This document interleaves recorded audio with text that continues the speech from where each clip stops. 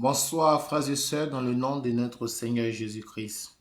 Quelle joie de pouvoir vous retrouver pour que nous puissions partager encore la parole de Dieu. Dieu nous fait la grâce en cette soirée de pouvoir nous affermir, nous consolider dans sa parole qui est source de vie et de délivrance. Soyez bénis dans les quatre coins du monde où vous vous trouvez. Que le Seigneur fait descendre sa grâce dans votre vie. Que le Seigneur vous illumine de son Esprit Saint, afin que beaucoup de nombre de personnes soient converties et se nourrissent de la parole de Dieu. Ce soir, nous allons partager sur le thème « Mon peuple périt par manque de connaissances ». Oui, le thème de ce soir, « Mon peuple périt par manque de connaissances ». Pourquoi nous allons évoquer ce thème-là aujourd'hui? Parce que le peuple de Dieu est beaucoup souffrant.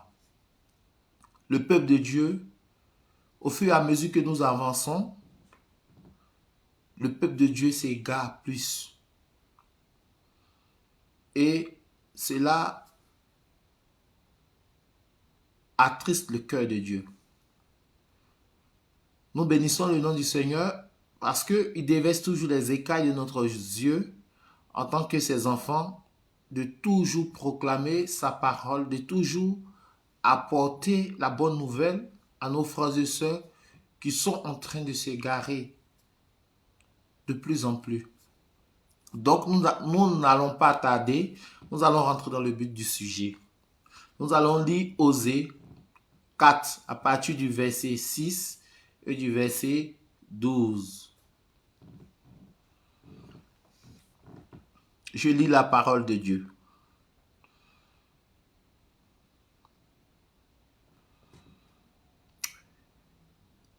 Et mon peuple, faute de connaissance, sera lui aussi réduit au silence, puisque tu as rejeté la connaissance. Je te rejetterai.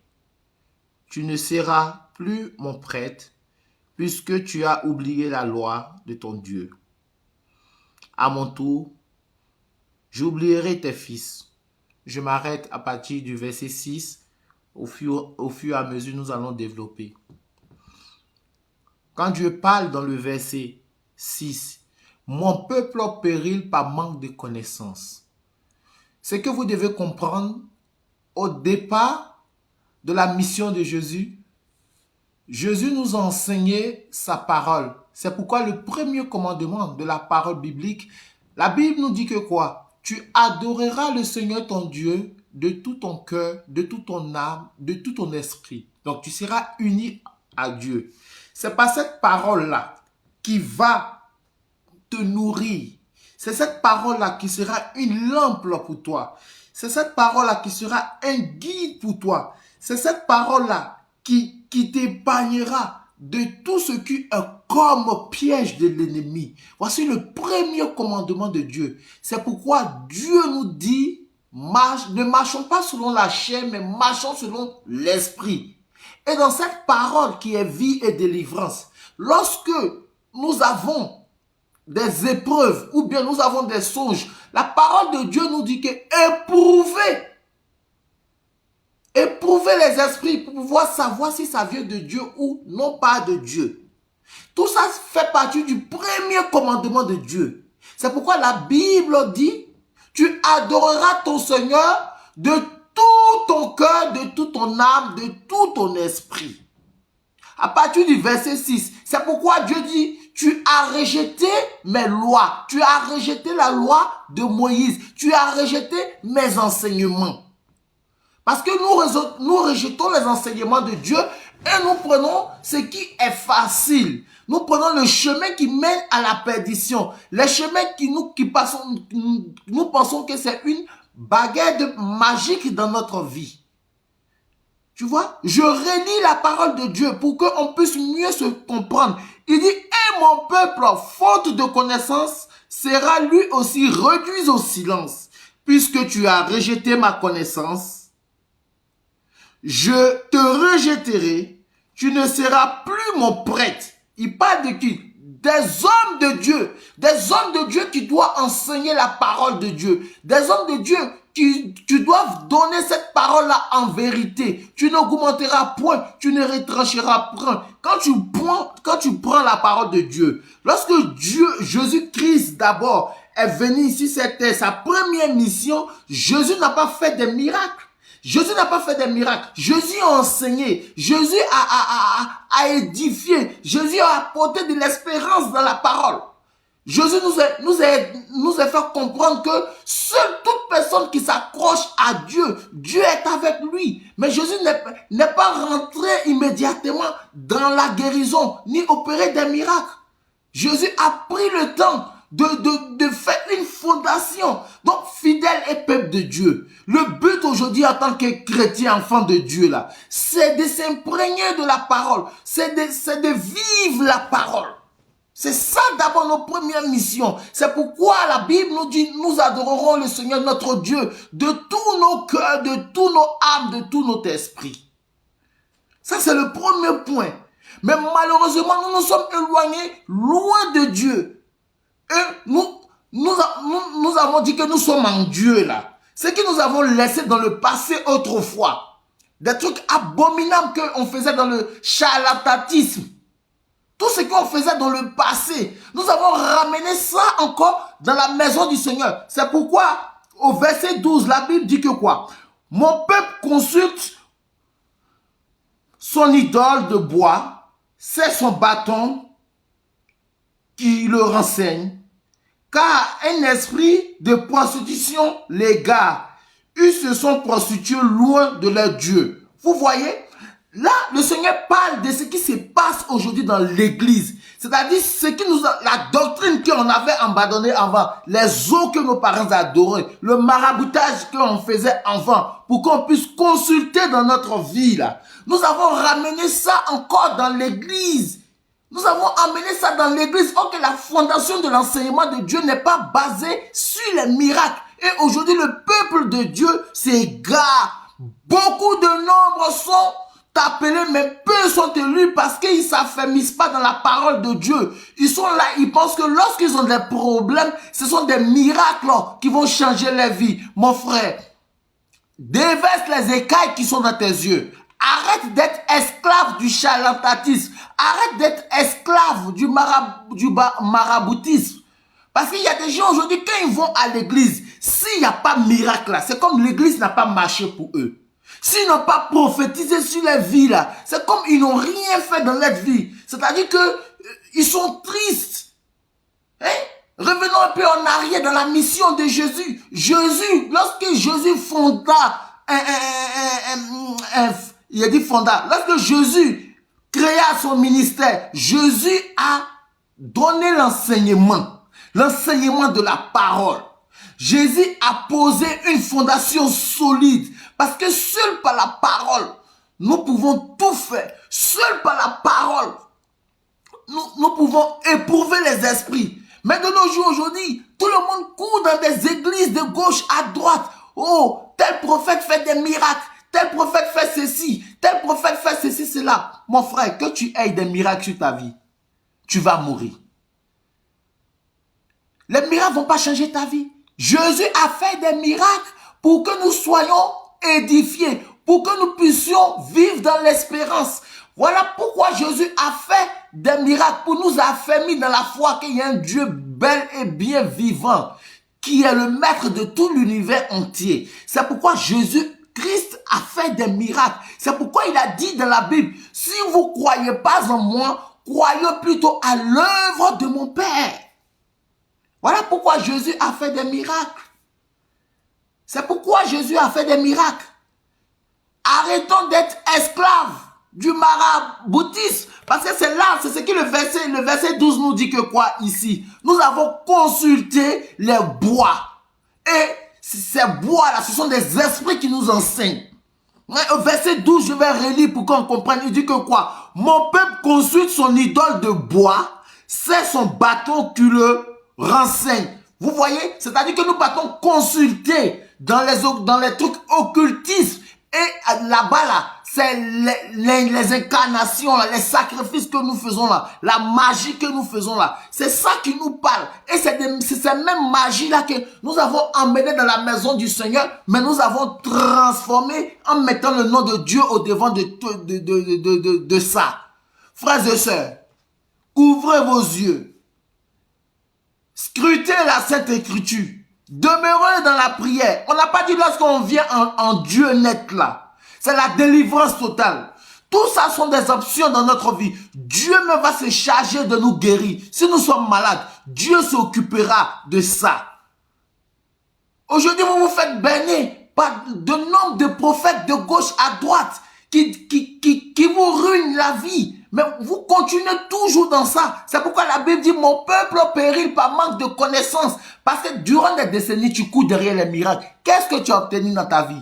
Le seul miracle, c'est pratiquer la parole dans la conformité. Le seul miracle, c'est de se laisser façonner par la parole. Le seul miracle, c'est de marcher selon la crainte de Dieu. Le seul miracle, c'est de demeurer dans la prière, en présence avec Dieu. Le seul miracle, c'est avoir la conversation avec Dieu.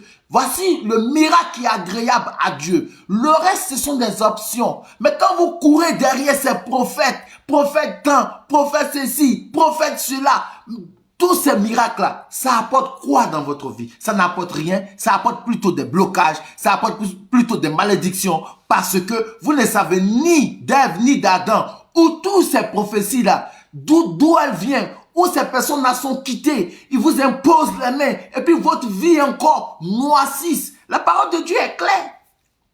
Dieu dit, tu as méprisé mes lois. Le premier commandement de Dieu, tu aimeras le Seigneur ton Dieu de tout ton cœur, de toute ton âme, de tout ton esprit. C'est pourquoi lorsque Jésus a opéré des miracles sur la montagne, il a donné de la nourriture au peuple. Il a dit au peuple, vous ne me suivez pas selon l'enseignement, mais vous me suivez parce que je vous ai donné de quoi à manger. C'est à cause de ça que vous me suivez, parce qu'il y a un gain derrière. C'est-à-dire que vous ne me suivez pas pour que vous soyez transformés. Vous ne me suivez pas pour comprendre le secret de la parole. Vous ne me suivez pas pour être unis à Dieu. Vous me suivez pour qu'il y ait toujours ce miracle-là en abondance. C'est pourquoi la Bible dit, heureux ceux qui croient sans m'avoir vu, le royaume des cieux est à vous. Parce qu'aujourd'hui, nous, quand on a des problèmes ou bien on est malade, on n'a pas la guérison, notre foi s'assombrit, notre foi s'éteint. On dit, est-ce que Dieu existe? Oui, mon frère, Dieu existe. Dis-toi que cette vie-là, ça a un thème. Cette vie-là, ça commence quand tu es bébé, jusqu'à arriver à un certain âge, tu vas mourir. C'est pas ça qui importe Dieu, mais c'est la finition qui importe Dieu dans ta vie là. Ce qui va venir après la mort, c'est ce qui importe Dieu. C'est pourquoi Dieu a dit, ayez plutôt peur de celui qui tue l'âme que celui qui tue le corps. La maladie peut tuer ton corps. La maladie peut te ronger. La maladie peut t'appauvrir. La richesse peut te rendre la pauvreté peut te rendre malheureux. Mais mon frère, la plus grande richesse, c'est s'unir à Dieu. C'est marcher avec Dieu. Être présent avec Dieu. Laisser Dieu transformer ta vie. Non pas de courir derrière tous ces prophètes-là. La Bible dit que quoi? Quand il lit dans Philippiens 4 à partir du verset 6, la Bible nous dit que quoi? Suggérez votre prière à Dieu par des prières de supplication et des actions de grâce. C'est ce que la Bible nous dit. Donc, mon frère, lorsque ça ne va pas, lorsque tu as des problèmes, lorsque c'est dur, dis-toi qu'il y a un Dieu au-dessus de nous qui nous voit. Dieu veut voir ta fidélité. Dieu veut voir comment tu es uni à lui. Dieu veut voir comment tu le cherches. Dieu veut voir, malgré toutes ces épreuves-là, tu crois en lui. C'est ce que Dieu veut voir. Je ne vous ai pas dit faut pas qu'on vous soutienne dans des prières. Mais toi-même, apprends à chercher une union avec Dieu. Cherche à rentrer dans le secret avec Dieu. C'est pourquoi la Bible nous dit que quoi? Dieu aime lorsque tu es présent avec lui et tu lui parles. C'est pourquoi la Bible nous dit que quoi? Lorsque tu veux prier, rentre dans ta chambre, ferme la porte et puis parle à ton Dieu. Parce que Dieu aussi a besoin qu'il ait une intimité entre toi et lui. Dieu veut que tu converses avec lui. Dieu veut qu'il y ait un dialogue avec lui. Dieu veut que tu sois dans sa présence. Dieu veut que tu te laisses façonner par lui. Mais nous courons toujours derrière des miracles.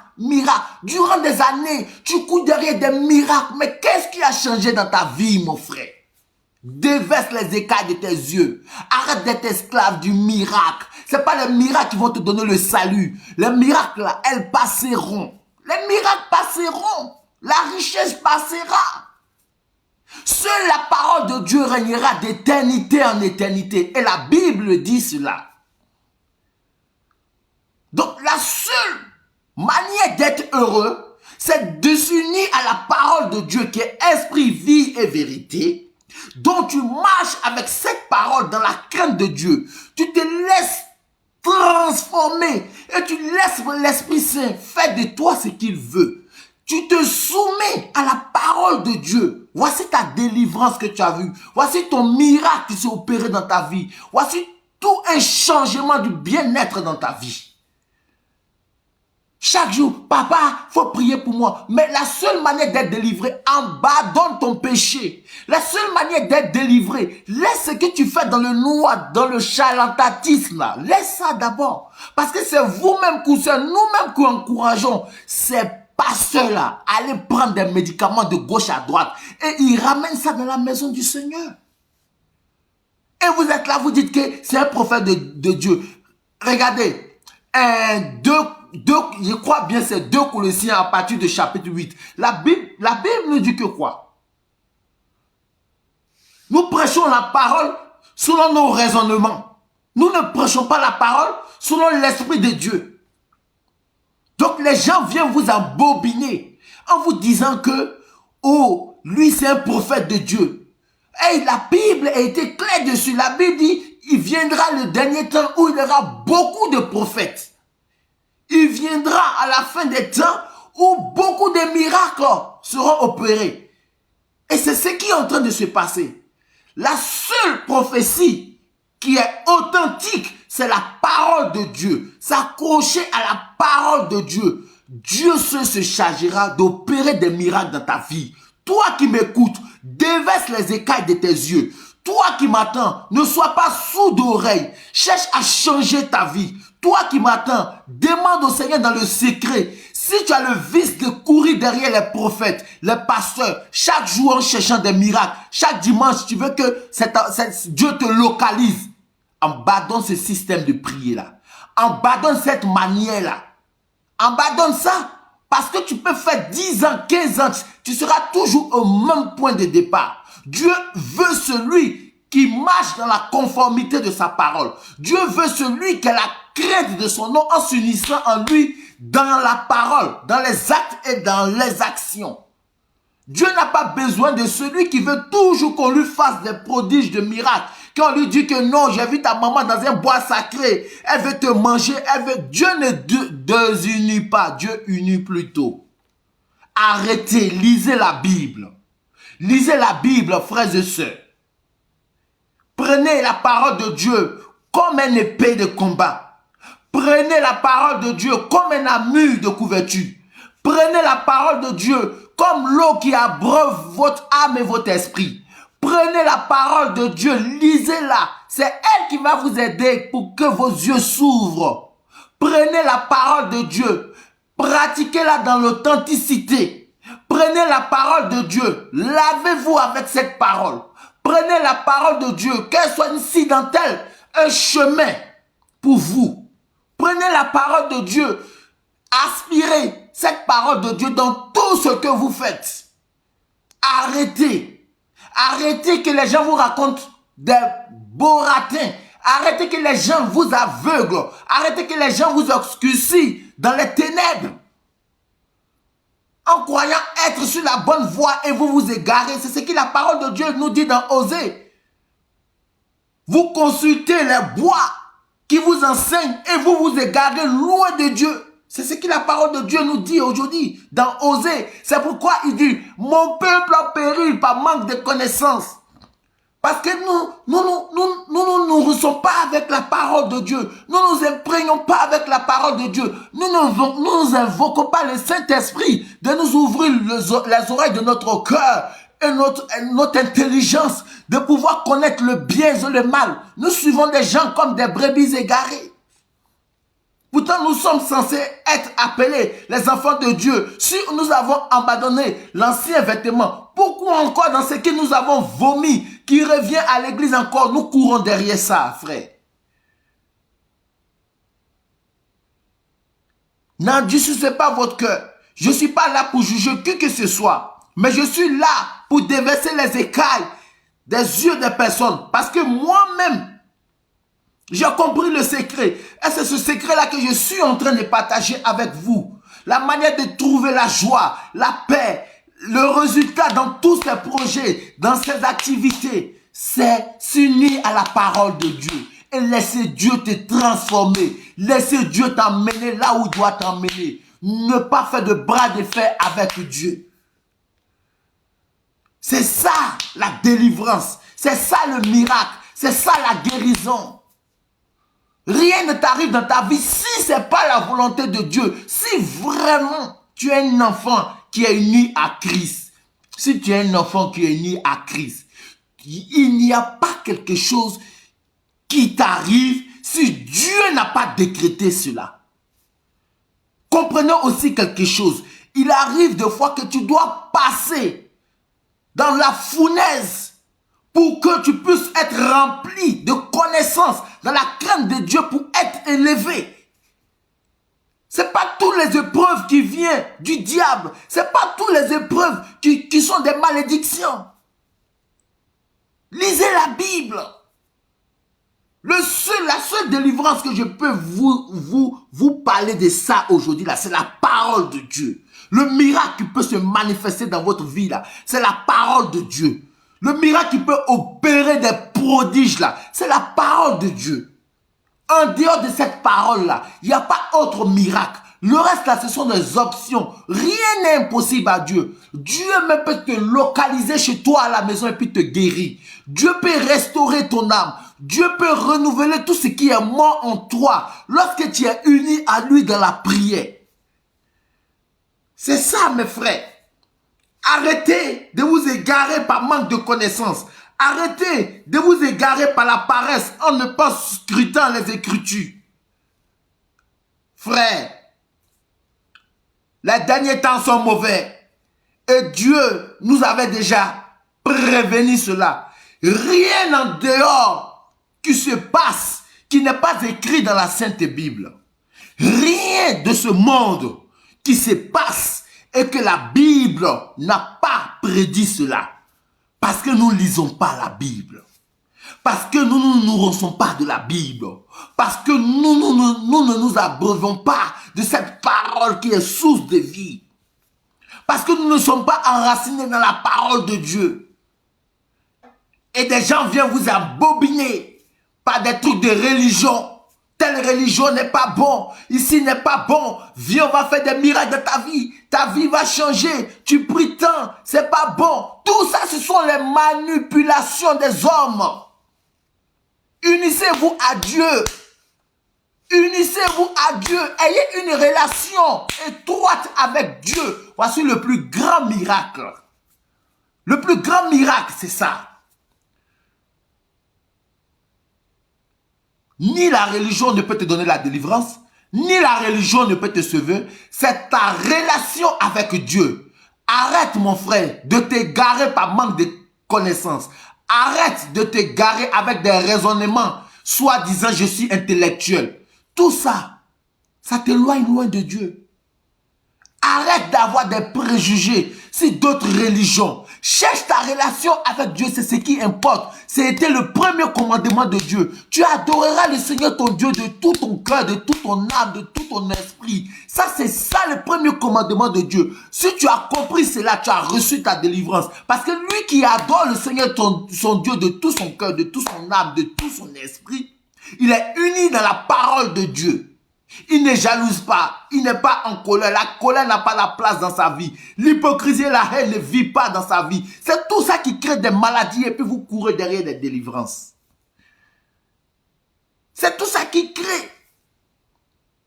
C'est tout ça qui crée des maladies.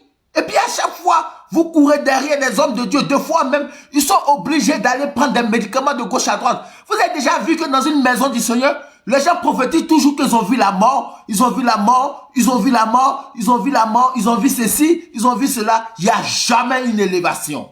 Si ce sont des élévations, il est passé il se voit dans la maison de ton père, il est ceci, il est en train de faire ça. Mais est-ce que Dieu a prophétisé comme ça dans la parole de Dieu? Est-ce que Dieu a prophétisé comme ça dans la parole de Dieu? Dieu n'a jamais prophétisé comme ça dans la parole de Dieu. La Bible nous parle de l'âme, de l'esprit et le corps. Dieu se révèle à ses enfants dans des songes. Lorsque tu es endormi, lorsque tu es dans la prière.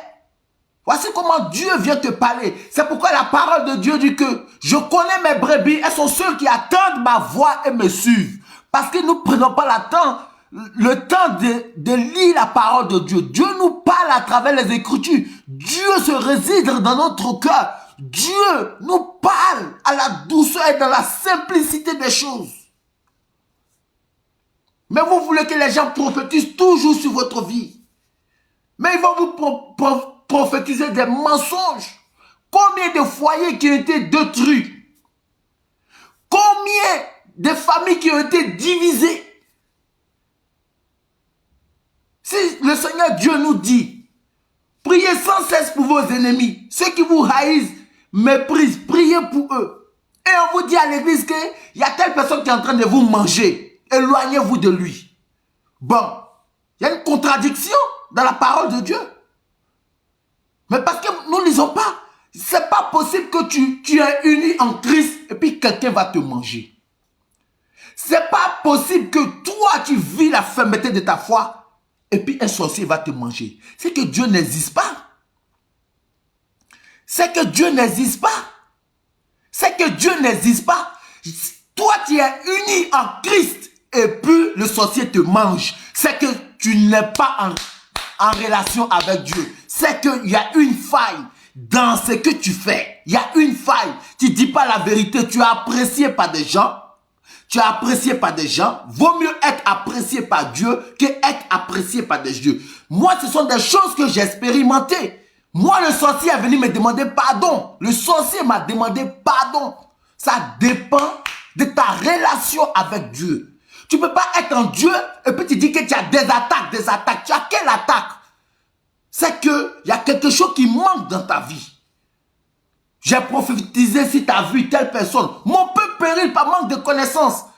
Vis la parole de Dieu. Laisse-toi façonner et briser par la parole de Dieu. Quand tu lis dans Jérémie 18 à partir du verset 1-8, la Bible dit, laisse-toi façonner comme la vase et le potier. Si le potier arrive à façonner une vase, c'est pas toi qui es un enfant de Dieu que Dieu sera limité à te façonner. C'est que tu as un problème dans ta vie, mon frère.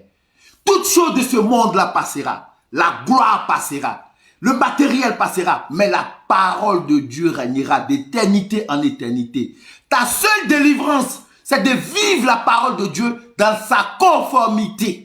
Voici ta seule délivrance.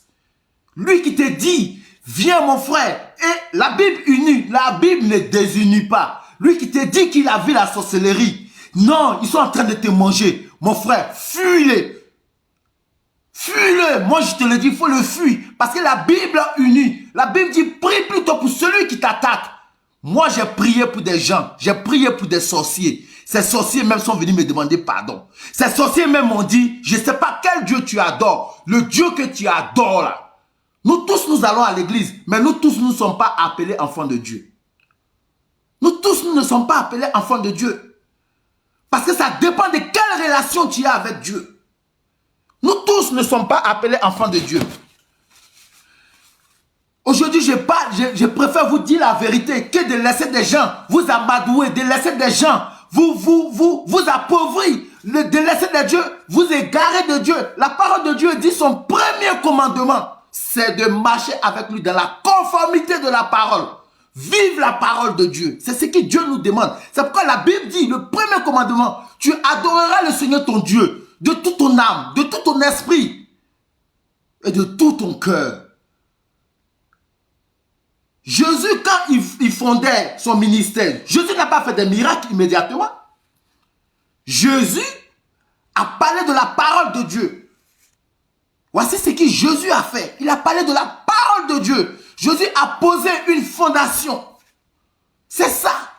Seul par la parole de Dieu, tu peux être délivré. Seul par la parole de Dieu, tu peux avancer. Seul par la parole de Dieu, tu peux être épargné de tout danger. Lisez la parole de Dieu, vous allez comprendre, frères et sœurs. Que le Seigneur vous bénisse. Que le Seigneur déverse les écailles de votre yeux. Que le Seigneur soit votre orientation. Que le Seigneur soit vos réconforts. Que le Seigneur soit votre appui dans tout ce que vous faites. Soyez bénis et qu'on se reverra selon la volonté de Dieu le samedi prochain. Dans les 4 coins du monde où vous recevrez cette parole-là, que Dieu vous aide pour que vous fléchissiez les genoux et vous vous repentissez. Que le Seigneur, dans son amour et sa beauté, travaille lui-même, non pas celle des hommes, mais celle de son Esprit Saint, se manifeste à vous. Soyez bénis et shalom.